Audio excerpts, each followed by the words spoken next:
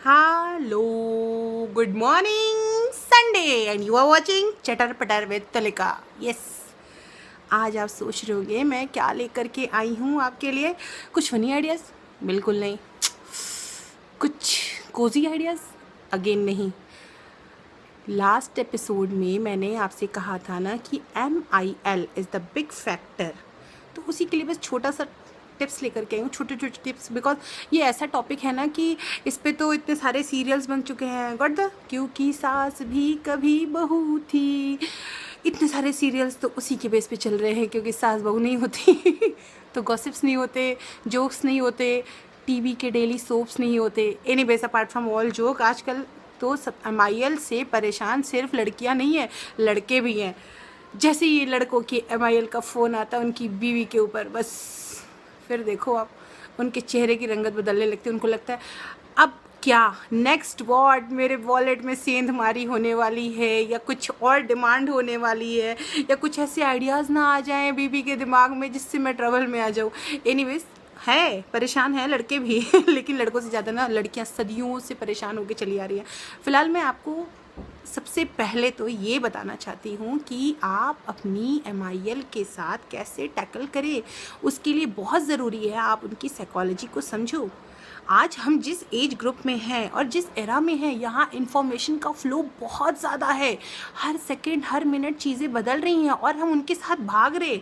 आप इमेजिन करो 13-14 साल की उम्र में किसी लड़की की शादी कर दी जाती है, और जिस समय इन्फॉर्मेशन तो छोड़ो, नॉर्मल चीज़ें भी नहीं थी। मतलब आप बोल नहीं सकते, आप घूंघट में रहते हो, आपको चीज़ें, मन तो वही रहेगा ना, चीज़ें आपको नहीं अवेलेबल हो रही हैं। आप बहुत नाजों से पले हुए, लेकिन आपके पिताजी शादी कर देते हैं एक अच्छे खासे रावण ख़ानदान में। 13-14 साल की उम्र में आपकी सारी लग्जरी ख़त्म कर दी जाती है। आपको वहाँ पे घूंघट में रह करके चीज़ों को टैकल करना पड़ता है, 4-5 बच्चे पैदा करते हुए। फिर क्या होता है, धीरे धीरे चलो जी हम अपग्रेड होते गए, पैसे भी कम होते हैं। क्योंकि कोई कितना भी कमा ले, रावण खानदान अगर आपके पास है ना, तो वो पैसे कम ही पड़ जाते हैं। उन चीज़ों में लड़कियां कितनी अपनी चीज़ों को, आज जैसे हमारी कोई विश पूरी नहीं होती तो हम अपसेट हो जाते हैं ना, वो भी होती होंगी।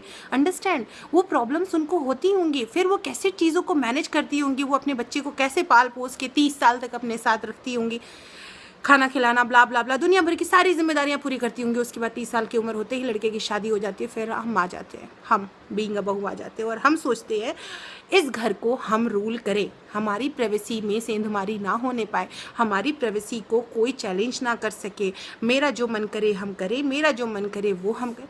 ऐसे नहीं होता। और ना ही बीइंग अ MIL ऐसा होता है कि आपके यहाँ कल कि कोई लड़की है, बहू बन करके आई है, और आप सोचोगे कि वो आप उसको रूल करोगे। नहीं, रूल तो करना ही नहीं है। फैमिली का मतलब तो रूल होता ही नहीं है। फैमिली का मतलब तो होता है कि आपसी तरीके से समझौता करके चीज़ों को हैंडल करके लाइफ को आगे बढ़ाना है। ये प्रॉब्लम हर उस जगह पे आती है जहाँ आपका ईगो क्लैश होता है। कल भी मैंने बोला था कि ईगो की अपने ईगो को आप बैंक लॉकर में रख दो। ये सब लोग रख दो यार। मुझे लगता है आजकल खुश रहने के लिए सबसे ज़्यादा ज़रूरी है कि लॉकर में आप ज्वेलरी के साथ साथ ना अपने ईगो को भी बंद करके आ जाओ, बीच बीच में जाके चेक कर आया करो, सीरियसली। अब प्रॉब्लम ये है कि माँ तो जो है, जो आपकी सासू माँ है, वो तो इतने तरीके से निकल के आए हो, और आप अपनी लाइफ को वाव फैक्टर के साथ जीते हुए आते हो, फुल ऑन लग्जरी के साथ कंफर्ट जोन लेकर के आते हो।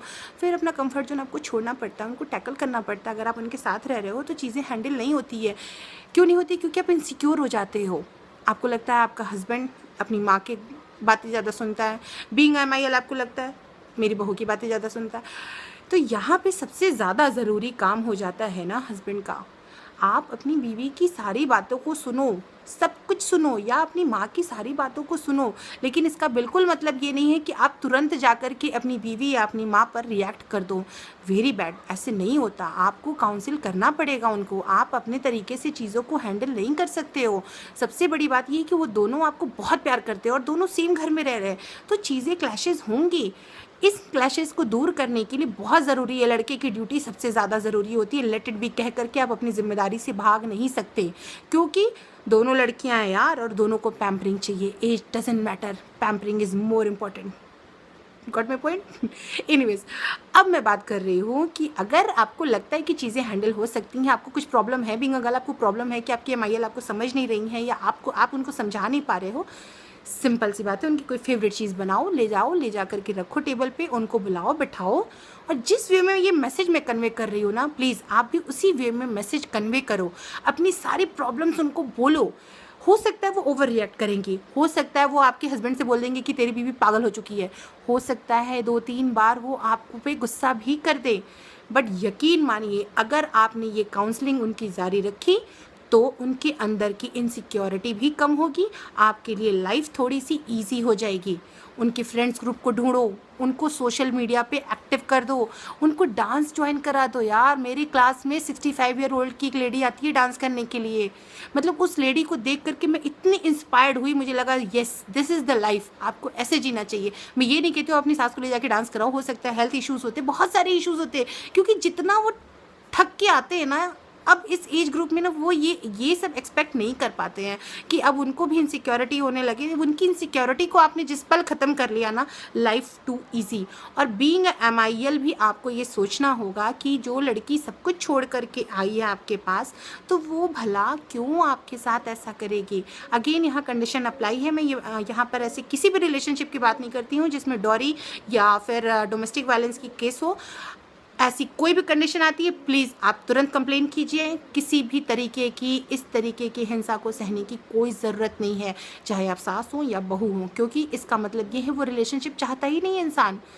प्रॉब्लम साइकोलॉजी नहीं है, प्रॉब्लम उसकी मेंटालिटी है जिसको आप बदल नहीं पाओगे। तो ऐसे केसेस में आपको कंप्लेन करनी चाहिए। लेकिन इसके अलावा अगर आपको लगता है कि पोटेंशियल है आपके रिलेशनशिप में, आप अपनी सास को समझा सकते हो या आप अपनी बहू को अपना बना सकते हो, तो आप थोड़ी उसकी पसंद वाली चीज़ें कर लो। आप मतलब MIL के लिए तो सीरियसली मैं ना रिक्वेस्ट करूँगी, मैं मैसेज तो नहीं कन्वे कर सकती हूँ, बट क्योंकि MIL तो MIL होती है, मैं रिक्वेस्ट करूँगी आपकी बहू जो पहनना चाहती है आप उसको पहनने दो। आधी प्रॉब्लम तो ऐसे ही ख़त्म हो जानी है, क्योंकि ना वो बहुत मुश्किल हो जाता है उन ड्रेसेस के साथ में चीज़ों को कंटिन्यू करना ना, बहुत प्रॉब्लम्स होती हैं।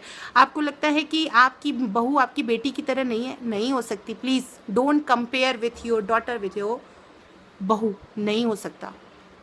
और अगर बीइंग अ बहू आप चाहती हैं कि आपके परिवार में कोई ऑब्स्टिकल ना हो, आपके रिलेशनशिप बहुत अच्छे हो, आपको कोई प्रॉब्लम ना हो, आपकी प्राइवेसी मेंटेन हो, तो प्लीज़ अपने मायके में SIL सिस्टर इन लॉ वाला रोल थोड़ा सा कम कर दीजिए। आप भी खुश रहेंगी, वो भी खुश रहेगा।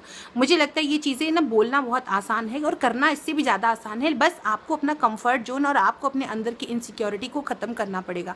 क्योंकि आप ऐसा नहीं हो सकता कि आप हर बार चाहोगे कि आपकी माँ आपके कहे अनुसार चले, नहीं हो सकता। थोड़ा उनको भी अपनी बहू के साथ टाइम दे दो ना, लेट देम हैंडल, वो हैंडल कर लेंगे। कुछ ज़्यादा प्रॉब्लम हो तो देखो, आपकी अगर वो माँ है तो किसी की वो भी तो बहू भी तो अपनी माँ को छोड़ के आई है ना। अगर हम सब लड़कियां ना आपस में मिल जाएं, लड़कियां मतलब कोई भी एज मैटर ही नहीं करता, सास हो, माँ हो, भाभी हो, बहन हो, नंद हो, व्हाटएवर, इन लड़कों को हम आसानी से हैंडल कर सकते हैं। लेकिन इसके लिए ना हमें यूनाइट होना पड़ेगा। हम क्या करते हैं, अपना गड्ढा खुद खोदते हैं। हम खुद ही चाहते हैं कि मेरी बहू के साथ ये हो जाए तो मेरी सास ये ना कर पाए तो वो ना कर पाए। अरे यूनिटी ले आओ यार, ऐसे नहीं होता। अगर आप यूनाइट होकर के काम करोगे, चीज़ों को हैंडल करोगे, घर भी खुश रहेगा, आप भी खुश रहोगे। और लड़कों प्लीज़ अपना दिमाग लगाया करो। इसने बोला बकाए, उसने बोला बकाए, ऐसे नहीं होता। आपको अगर दोनों बहुत प्यार कर रहे हैं तो आपको अपने प्यार को उसी हिसाब से डिवाइड करना पड़ेगा। हाँ, अगर आप दूर रहते हो अपने पेरेंट्स से, अपने MIL और FIL से दूर रहते हो, तो थोड़ी सी लगता है फिर आप कोई प्रॉब्लम ही नहीं है, फिर तो वो ऑब्वियस सी बात है, सारा खेल अंडरस्टैंडिंग का है, ऐसा कोई इशू ही नहीं होता है। लेकिन अगर आप साथ रहते हो और अगर FIL भी आपके साथ रहते हैं, मतलब माँ बाप दोनों साथ रहते हैं, उनके लिए टिकट्स बुक कर दो यार, उनको मूवी भेजो, वो जो पसंद करते हैं उनको भेज दो, वो भी खुश रहेंगे। उतने टाइम में आपके पास भी प्राइवेसी हो जाएगी, आप भी खुश रहोगे, बच्चे भी खुश रहेंगे। एनीवेज, बहुत हुई ज्ञान की बातें। मुझे लगता है अगर ये टिप्स आप अपनाते हो तो थोड़ी प्रॉब्लम सॉल्व हो सकती हैं। और इन सब के बीच में सबसे ज़रूरी बात ये क्या बोली मैंने, आपको बोलना पड़ेगा। जब भी प्रॉब्लम हो बोलिए, अंदर रख के उसको पॉइजन बनाने की कोई ज़रूरत नहीं है। बोलने से चीज़ें हैंडल हो जाती हैं।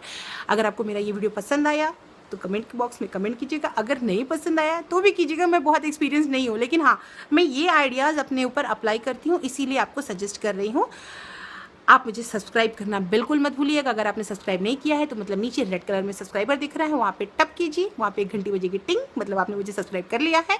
फिर आपको मेरे फ़नी मस्ती भरे आइडियाज़ और सेंसिबल आइडियाज़ मिलते रहेंगे। नेक्स्ट जब मैं आऊँगी तो मैं आपके लिए कुछ केस स्टडीज़ लेकर के आऊँगी और उस तरीके से समझाने की कोशिश करूँगी कि खुश कैसे रहा जाए। अल्टीमेट हमारा गोल क्या है, हमें खुश रहना है, हमें फिट रहना है, हमें जवान रहना है और हमें हमेशा लड़की बन के रहना है। Bye guys, enjoy the day, love you.